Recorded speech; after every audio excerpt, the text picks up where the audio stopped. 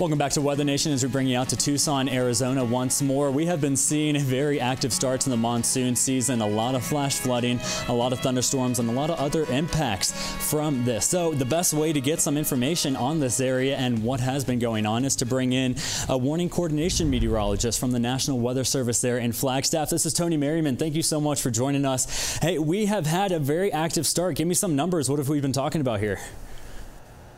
Sure. So we've had a very active start to this monsoon season. We've had about 58 flash flood warnings that we've issued for the month of July, and that's the most flash flood warnings that we've issued in the last decade. Basically, every season we average about 40 flash flood warnings every season, and we've already issued about 58 so far for the month of July.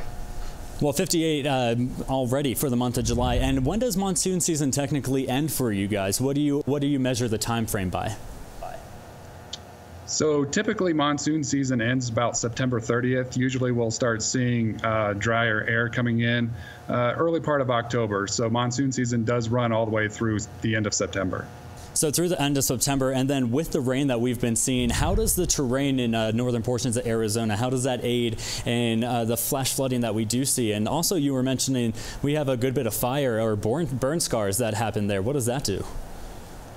Right. So the burn scars, what they do is they take out a lot of the natural vegetation up here, and they cause a lot of, it allows for a lot of runoff to occur. So whenever it does rain on a burn scar, all of that water just runs off. It's basically like raining on concrete, where it just runs off into creeks and streams, and it can cause a lot of problems, especially downstream from a burn scar. Now, speaking of downstream, we've been talking a little bit about how thunderstorms can be very far away, maybe 10, 15, 20 miles. Now, what kind of information should you tell the public with that? Because they don't have to be experiencing rain to be experiencing a flash flood. That's right. A lot of the flash flooding that we do see, typically thunderstorms do occur upstream from a normally dry wash, creek, or stream. And it doesn't even have to be raining where you're at to begin to see the impacts of a flash flood. So what we've seen with a lot of flash flooding videos is it's not even raining where folks are standing. And like I said, just kind of be aware of surroundings. If you're out hiking, recreating, or anything like that, be aware that a thunderstorm upstream from you can cause a flash flood easily within 30 to 60 minutes after it dumps all its rain upstream from where you're at. I think a lot of people in the general public have a hard time grasping that, because if it's not raining where you are, how can you be seeing some flooding events? Now, we've been talking a lot about the monsoon. Can you basically break down exactly what the monsoon is? Because it's not just a rainstorm. Right. So monsoon really means a change in wind pattern. And it just so happens in the Southwest that a change in wind pattern brings us a lot of moisture, especially up from the Gulf of California. And typically what we do see is high pressure over the southern plains, and the flow around that high pressure draws up a lot of that Gulf of California moisture. And we just have enough instability and enough lift, and pretty much it creates a lot of those ingredients come together to create thunderstorms.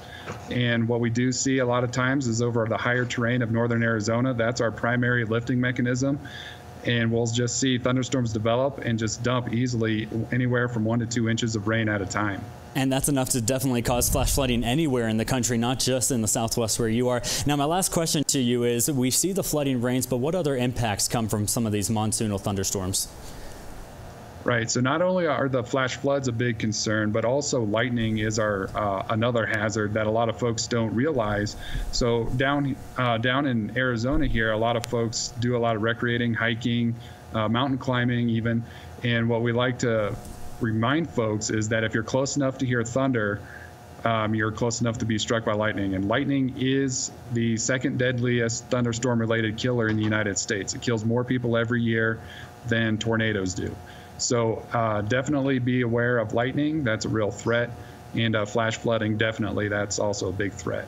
Hey, well, you've given us some great information. I want to thank you so much for joining us this morning. This is Tony Merriman again from the National Weather Service in Flagstaff. We'll be checking in with him within the next couple of weeks just to see how the season is going. But we do want to talk about some flood watches that are going in effect into northern Arizona and also into southern portions of Utah. We have a lot more to talk about coming up within the hour, so make sure you stay with us here on Weather Nation.